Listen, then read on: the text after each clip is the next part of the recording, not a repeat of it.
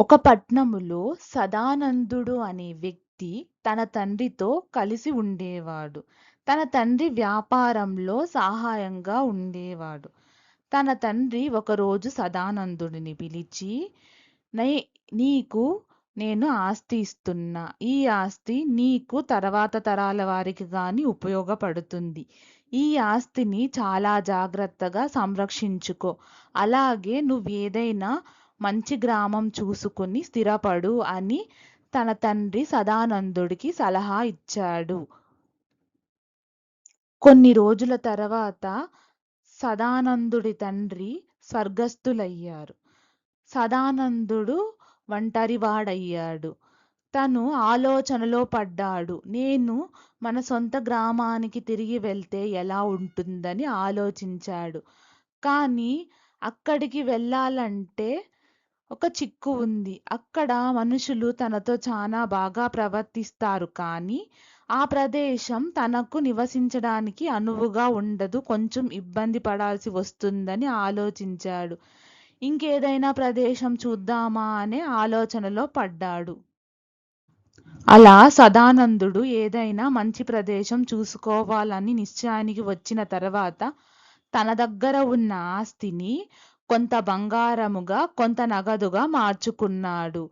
అలా మార్చుకున్న తర్వాత తను కొన్ని రోజులు ఏదైనా మంచి స్థలం దొరుకుతుందా నివసించడానికని చాలా ఊర్లు తిరిగాడు.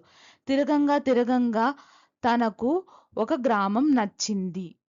ఆ గ్రామం సదానందుడికి చాలా నచ్చింది.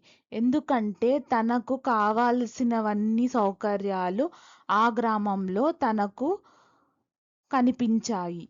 అంతేకాకుండా అక్కడ ప్రకృతి చానా రమణీయంగా ఉంది. ఇక్కడైతే నేను చాలా సంతోషంగా జీవించొచ్చు అని సదానందుడు చాలా సంతోషించాడు. ఇక్కడ ఏదైనా ఇల్లు దొరుకుతుందా అని సదానందుడు వెతకసాగాడు. ఇల్లు కోసం సదానందుడు గ్రామమంతా వెతకసాగాడు. అలా వెతకంగా వెతకంగా తనకు నచ్చిన ఇల్లు సదానందుడికి దొరికింది. దానిని కొన్నాడు. తర్వాత తన నగదు మరియు బంగారమంతా పట్నం నుంచి తీసుకుని వచ్చి నివసించసాగాడు ఆ గ్రామంలో. సదానందుడు చాలా సంతోషంగా జీవించేవాడు ఆ గ్రామంలో. కానీ ఆ ఊరి ప్రజలతో అంతగా మమేకం కాలేకపోయాడు. ఎందుకంటే అక్కడి గ్రామ ప్రజల జీవనశైలి, సదానందుడి జీవశైలి చాలా భిన్నంగా ఉండేది. సదానందుడికి కష్టపడి పని చేయాల్సిన అవసరం లేదు. ఎందుకంటే తండ్రి ఇచ్చిన ఆస్తి ఉంది కాబట్టి.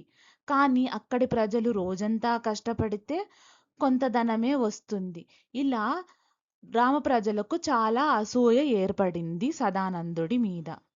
ఒకరోజు మిట్ట మధ్యాహ్నం చెట్టు కింద మంచం మీద సదానందుడు విశ్రాంతి తీసుకుంటూ ఉండగా ఒక పెద్దాయన వచ్చి నా కాసిన్ని మంచినీళ్ళు ఇవ్వమని అడిగాడు. దానికి సరేనని తను లోపలికి వెళ్ళాడు. అంతలోపల ఆపి, లేదు వద్దు వద్దు, ఇంత ఎండలో నాకు కొంచెం మజ్జిగివ్వు అని అడుగుతాడు. దానికి సదానందుడు సరే అని లోపలికి వెళ్ళి మజ్జిగ నీళ్లు తీసుకొస్తాడు. సదానందుడు మజ్జిగ నీళ్లు తీసుకుని వచ్చి ఆ పెద్దాయనకు ఇస్తాడు. ఆ పెద్దాయన ఆ మజ్జిగ నీళ్లు తాగి చాలా సంతోషపడతాడు. ఆ పెద్దాయన తాగిన మజ్జిగ చెంబును సదానందుడికి ఇచ్చి, ఈ చెంబు లోపల పెట్టిరా అనేసి అంటాడు. అలాగే సదానందుడు వెళ్ళి పెట్టొచ్చేలోపు బయట ఆ పెద్దాయన మంచం మీద పండుకొని ఉంటాడు. ఏమి చెయ్యాలో పాలుపోక అలా కూర్చుని ఉండిపోతాడు. రాత్రయిన తర్వాత ఆ పెద్దాయన లేసి, అరే అప్పుడే రాత్రయిపోయిందా? నేను ఒంటరివాడిని, దీపం పెట్టేవారు గాని లేదు ఇంటిలో అనేసి ఇంటి లోపలికి వెళ్ళిపోతాడు. దీనితో సదానందుడు ఆశ్చర్యపోతాడు. నీ ఇల్లు ఏమిటి? ఇది నా ఇల్లు కదా. దానికి పెద్దాయన, నువ్వెవరు నా ఇల్లు అనడానికి? ఇది నా ఇల్లు. నువ్వెవరివి? నేను ఎప్పుడూ నిన్ను ఈ ఊరిలో చూడలేదు అనేసి తలుపు వేసేస్తాడు. సదానందుడు ఎంత తలుపు కొట్టినప్పటికీ ఆ పెద్దాయన తలుపు తీవ్వడు. సదానందుడికి ఏం చేయాలో అర్థం కాక రాత్రంతా అక్కడే కూర్చుని ఉంటాడు. తెల్లవారంగానే సదానందుడు ఊరి ప్రజలనందరినీ పిలిచాడు. ఈ పెద్దాయన నా ఇంటిని తన ఇల్లుగా చెప్పుకుంటున్నాడు. దయచేసి మీరు నాకు న్యాయం చెయ్యాలి. ఎందుకంటే నేను చాలా రోజుల నుంచి ఈ ఇంట్లో నివసిస్తున్నాను. మీరు కూడా చూశారు. మీరే సాక్ష్యం.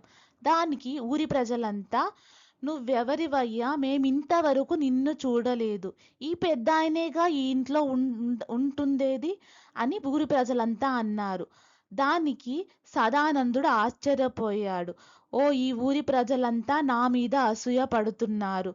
నా ధనాన్ని వాళ్ళు తీసుకోవాలనుకుంటున్నారనేది సదానందుడికి అర్థమయ్యింది. సదానందుడికి అర్థమైపోయింది. ఈ గ్రామ ప్రజలంతా జట్టుగా నా ధనాన్ని కాజేయాలనుకుంటున్నారు అనేసి తను ఒక ఉపాయం ఆలోచించాడు.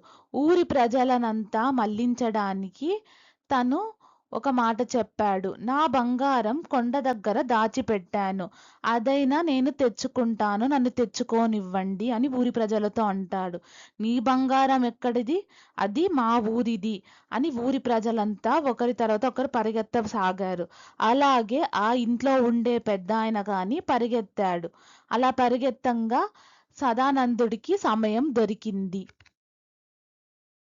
ఊరి ప్రజలను మళ్లించిన తర్వాత సదానందుడు గబగబా ఇంట్లోకి పరిగెత్తి తను దాచిపెట్టిన బంగారాన్ని, నగదుని తన సంచిలో పెట్టుకుని పరిగెత్తసాగాడు. అలా పరిగెత్తుకుంటా ఊరివారి కంటు పడకుండా వేరే దారి ద్వారా తప్పించుకున్నాడు. ఎలాగైతేనేమి సదానందుడు తన ధనాన్ని భద్రంగా బయటికి తీసుకెళ్ళాడు.